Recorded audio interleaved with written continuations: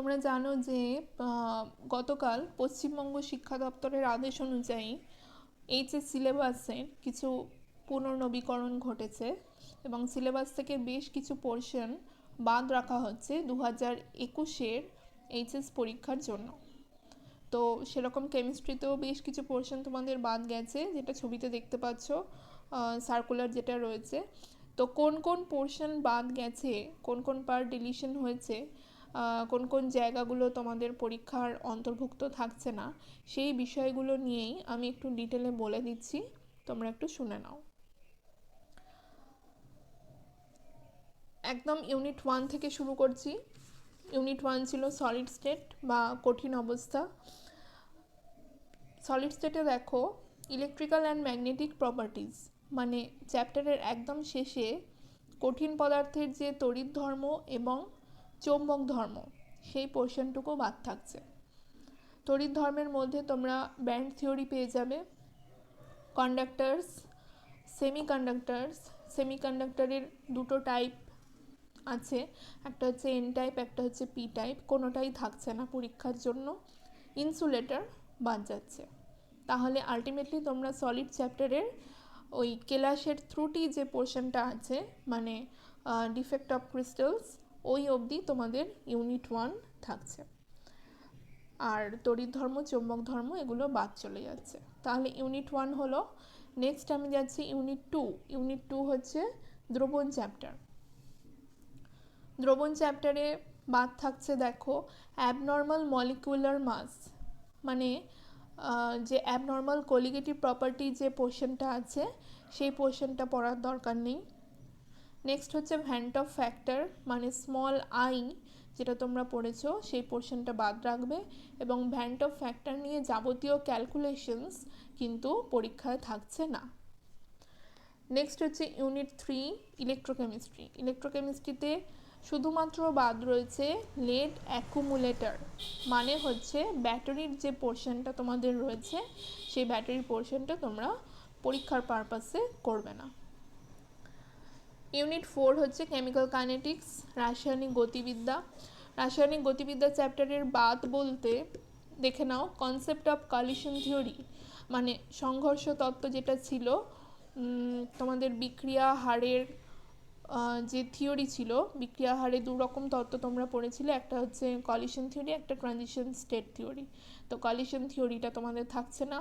Activation energy, মানে সক্রিয়করণ শক্তি, সেই পোর্শনটুকুও থাকছে না। অ্যাক্টিভেশন এনার্জি গ্রাফ যে কার্ভ দিয়ে পড়ানো হয়েছিল, সেইগুলো কিছু থাকছে না। আর রয়েছে আরহেনিয়াস ইকুয়েশন। আরহেনিয়াস ইকুয়েশন, এই ইকুয়েশন নিয়ে যাবতীয় যে অঙ্ক, সেগুলোও কিছু করার দরকার নেই। কাইনেটিক্স হয়ে গেল। নেক্সট যাচ্ছি ইউনিট 5 সারফেস কেমিস্ট্রি। সারফেস কেমিস্ট্রিতে এমনি সোজা চ্যাপ্টার, তারপর বাদ আছে ইমালশন। ইমালশন মানে দু রকম টাইপের ইমালশন হয়, একটা তেলে জল জাতীয়, একটা জলে তেল জাতীয়, তো ওগুলো কিছু পড়ার দরকার নেই।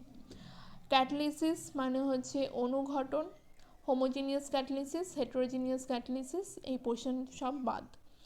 অ্যাক্টিভিটি অ্যান্ড সিলেক্টিভিটি মানে হচ্ছে সেই নির্বাচন করার ক্ষমতা যেগুলো তোমাদের আছে ওই জিওলাইটের এক্সাম্পল দিয়ে, ওগুলোও কিছু করার দরকার নেই। এনজাইম ক্যাটালিসিস মানে এনজাইম সংক্রান্ত যে অনুঘটন, এনজাইম অনুঘটন, সেই পোর্শনটা তোমরা পুরোটাই বাদ দেবে।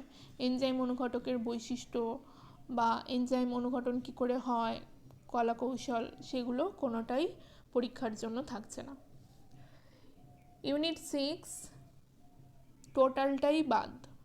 ইউনিট 6 যেটা তোমাদের চ্যাপ্টার ছিল মৌলসমূহের সাধারণ নীতি এবং পৃথককরণের পদ্ধতি, মেটালার্জি যে পোর্শনটা আর কি, পুরোটাই যদিও অনেকটাই মুখস্থের ওপর ছিল চ্যাপ্টারটা পুরোটাই বাদ থাকছে। ইউনিট 7 হচ্ছে পি ব্লক এলিমেন্টস। ইউনিট 7-এর কোন কোন পোর্শন বাদ দেখে নাও। Preparation and properties of phosphine. Phosphine মানে পিএইচ3 রিলেটেড যাবতীয় কিছু বাদ রাখবে। আচ্ছা, industrial process of manufacture of sulphuric acid, sulphuric acid সংক্রান্ত কিছু পড়ার দরকার নেই। নাইট্রোজেনের অক্সাইড সব বাদ থাকছে। ফসফরাস অ্যালোট্রপিক ফর্মস, মানে ফসফরাসের যে বহুরূপতা বা রূপভেদ সেইগুলো কিছু পড়ার দরকার নেই। কম্পাউন্ডস অফ ফসফরাস মানে হচ্ছে ফসফরাসের যাবতীয় যে যৌগ, প্রিপারেশন অ্যান্ড প্রপার্টিজ অফ হ্যালাইডস,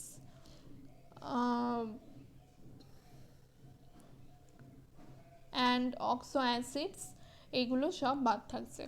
ফসফরাসের বিভিন্ন রূপভেদ, ফসফরাসের কম্পাউন্ডস, হ্যালাইডের প্রস্তুতি, ধর্ম, বিভিন্ন অক্সি অ্যাসিড, সেগুলো তোমরা পি ব্লক এলিমেন্ট থেকে বাদ রাখবে। তো এই হয়ে গেল ইউনিট 7। নেক্সট আমরা যাচ্ছি ইউনিট 8। ইউনিট 8-এ ছিল D and a block element. D and a block element থেকে তোমাদের বাদ থাকছে chemical reactivity of lanthanides, actinides. মানে ল্যান্থানাইড আর অ্যাক্টিনাইডের সম্পর্কে যাবতীয় যা ডিটেলস সেগুলো তোমাদের পড়ার দরকার নেই।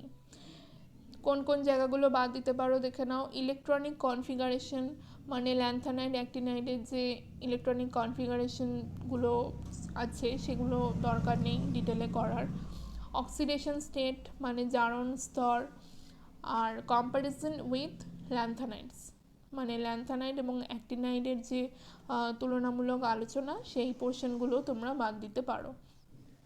Preparation and properties of KMnO4 and K2Cr2O7 মানে পটাশিয়াম পারম্যাঙ্গানেট আর পটাশিয়াম ডাইক্রোমেট সংক্রান্ত যাবতীয় যা তোমাদের পড়া, সেগুলো তোমরা পরীক্ষার জন্য পড়ার দরকার নেই তোমাদের। আচ্ছা, এই হয়ে গেল ইউনিট 8। ইউনিট 9 হচ্ছে কোঅর্ডিনেশন কম্পাউন্ডস বা জটিল যৌগ। জটিল যৌগে স্ট্রাকচারাল অ্যান্ড স্টিরিও আইসোমারিজম, সমবায়বতা যেটা স্ট্রাকচারাল আইসোমারিজম আর স্টিরিও আইসোমারিজম, সেই পোর্শনটা বাদ থাকছে। ইম্পর্টেন্স অফ কোঅর্ডিনেশন কম্পাউন্ড, জটিল যৌগের প্রয়োগ বা গুরুত্ব কী সেগুলো তোমরা স্কিপ করবে, ওগুলো পড়ার দরকার নেই। ক্রিস্টাল ফিল্ড থিওরি কোঅর্ডিনেশন কম্পাউন্ডের কিন্তু ভীষণই ইম্পর্টেন্ট এবং সেটা পরীক্ষায় রয়েছে, খুব ভালো করে সেই জায়গাটা পড়বে। আচ্ছা, ইউনিট 10 এখান থেকে শুরু হচ্ছে organic chemistry. Haloalkanes, haloarenes, কোন কোন জায়গাগুলো বাদ আছে দেখো।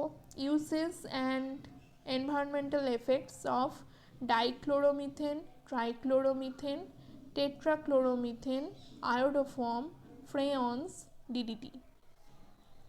তার মানে হ্যালো অ্যালকেন্স আর হ্যালো অ্যারিনস চ্যাপ্টারের তোমাদের ওই ক্লোরোফর্ম, আয়োডোফর্ম বা মিথেনের ট্রাইহ্যালোজেন যৌগ যে পোর্শনগুলো আছে সেগুলো বাদ থাকছে। তারপরে চলে আসছি, আচ্ছা ডিডিটি, ফ্রেয়ন এগুলো কিছু পড়ার দরকার নেই। নেক্সট চলে আসছি ইউনিট নাম্বার 11। ইউনিট নাম্বার 11-এ আছে অ্যালকোহল, ফেনল। আচ্ছা, সেখানে দেখে নাও uses and special reference to methanol and ethanol, এই সংক্রান্ত যাবতীয় কিছু পড়ার দরকার নেই। মিথানল মানে মিথাইল অ্যালকোহল আর ইথাইল অ্যালকোহল, এই দুটো তোমরা বাদ রাখছো। নেক্সট হচ্ছে ইউনিট নাম্বার 12, সেটা কিন্তু এই লিস্টে নেই। তার মানে ইউনিট 12 যেটা কার্বনিল যৌগ আর কার্বক্সিলিক অ্যাসিড নিয়ে রয়েছে, তোমাদের অ্যালডিহাইড আর কিটোন সমূহ, এই চ্যাপ্টারটা কিন্তু পুরোটাই থাকছে। চ্যাপ্টারটা ইম্পর্টেন্ট এবং আমার মতে এটা বাদ না দিয়ে ভালোই করেছে। আচ্ছা, তারপরে হচ্ছে ইউনিট 13। ইউনিট 13 হচ্ছে অ্যামিনস রয়েছে, নাইট্রোজেন ঘটিত জৈব যৌগ।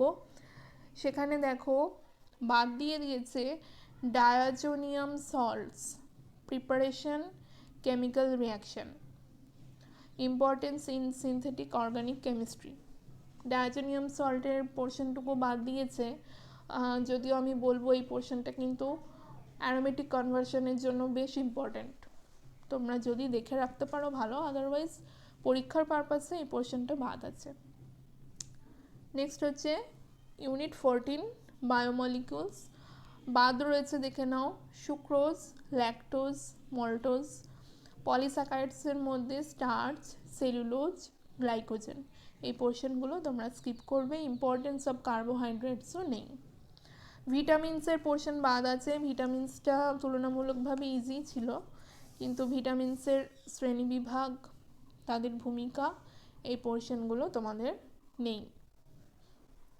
নেক্সট হচ্ছে ইউনিট 15 পলিমার্স আর ইউনিট 16, এই দুটোই চ্যাপ্টারই টোটালি বাদ আছে। পলিমার আর কেমিস্ট্রি ইন এভরিডে লাইফ দুটো চ্যাপ্টারই খুব স্কোরিং চ্যাপ্টার ছিল, ইজিও, কিন্তু দুটো চ্যাপ্টারই টোটালি বাদ থাকছে। তাহলে এই ছিল মোটামুটি তোমাদের যা নতুন সিলেবাস করেছে, যেটাতে অনেক কিছুই পড়তে হচ্ছে না। আশা করি সিলেবাসটা অনেকটাই কমে গেল, তো তোমাদের কাছে পড়াটাও অনেকটা ইজি। এইটুকু পোর্শনকেই বারবার করে রিভিশন করতে থাকো আর খুব খুঁটিয়ে পড়ো, ঠিক আছে?